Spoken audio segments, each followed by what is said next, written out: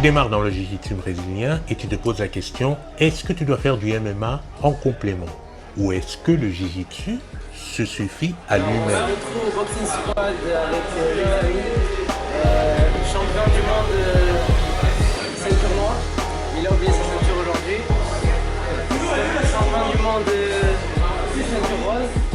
Eh bien, on en parle dans cette vidéo. Je suis Jean-Serge Moulumba, le spécialiste de tes relations plus épanouies, et on est dans la série Jiu-Jitsu. Si le Jiu-Jitsu brésilien représente pour toi une activité physique qui te permet d'entretenir ta forme, qui te permet de déstresser, qui te permet aussi de travailler un petit peu de résistance physique et en même temps d'acquérir des compétences martiales par un art martial qui a fait aussi ses preuves, et que par exemple cette pratique tu t'y adonnes 1, 2, 3 fois par semaine, alors je pense que le jiu-jitsu brésilien pourrait se suffire à lui-même.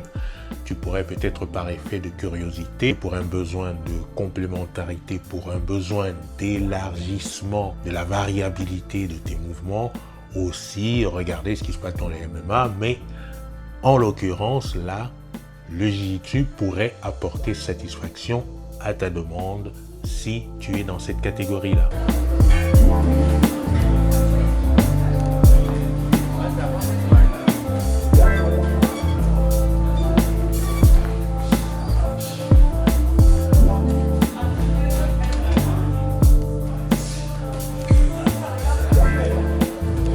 Si tu as envie d'être un compétiteur, quelqu'un qui fait des compétitions dans le jiu-jitsu brésilien, qui a envie de faire réellement ce sport et de s'investir là-dedans complètement à fond, eh bien, je pense que le jiu-jitsu en gi et en no-gi suffisent amplement à ta démarche, et que aller faire du MMA à côté ne sera pas réellement une nécessité, en tout cas dans un premier temps.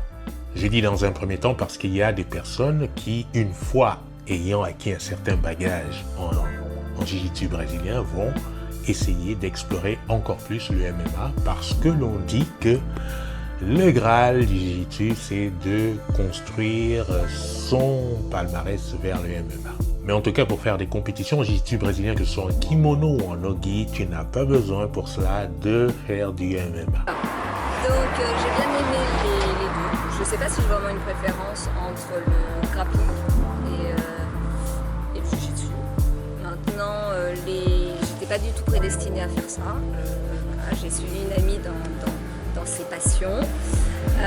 J'ai apprécié voilà, je ne suis pas le genre de personne à aimer le travail au sol. Maintenant, si tu fais partie des personnes qui veulent apprendre le jiu-jitsu brésilien parce qu'elles veulent acquérir des compétences en self-défense, là il y a une nuance, parce que je sais que traditionnellement on dit que le jiu-jitsu brésilien se suffit à lui-même pour remplir cette mission-là. Mais aujourd'hui, on sait qu'avec les données que l'on a, ce qui se rapprocherait le plus d'une situation physique, d'altercation physique de la rue, ce serait quelque chose de l'intensité du MMA. Le problème de la pratique du jiu-jitsu tel qu'on le fait aujourd'hui, c'est qu'il est très orienté sport, et que si tu ne fais que du sport, que des règles IBJJF avec le système de points à chaque fois dans les cours, avec la mention de ce qui se passe, des avantages, etc., en réalité, tu es en dehors d'un aspect self-défense. C'est vrai que si tu fais partie des lignées de Gracie ou des endroits, des écoles où on met une emphase sur la self-défense, tu peux recevoir autre chose. Il n'empêche que la meilleure façon d'expérimenter, de driller des choses qui soient à peu près correctes dans l'expérience de la pression de ce que représente une altercation, je pense que ça peut être le MMA. Je pense que le MMA va t'apporter beaucoup plus d'informations sur les pieds-points, sur la gestion de la distance, sur les clinches, les emmener au sol, etc. Donc on aura quelque chose de beaucoup plus réaliste, entre guillemets. Je tiens quand même à souligner que la self-défense, ça n'est pas seulement l'aspect physique des choses, évidemment.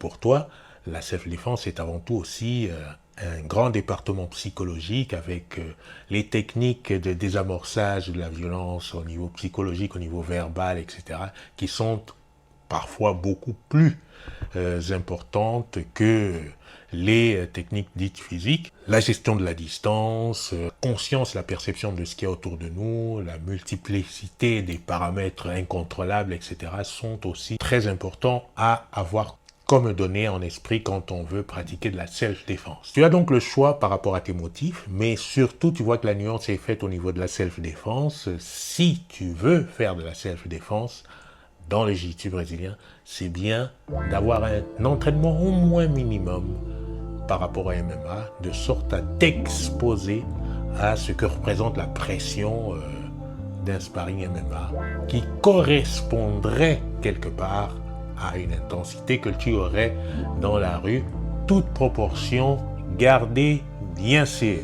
Voilà pour ce petit topo, moi je te dis à la prochaine vidéo.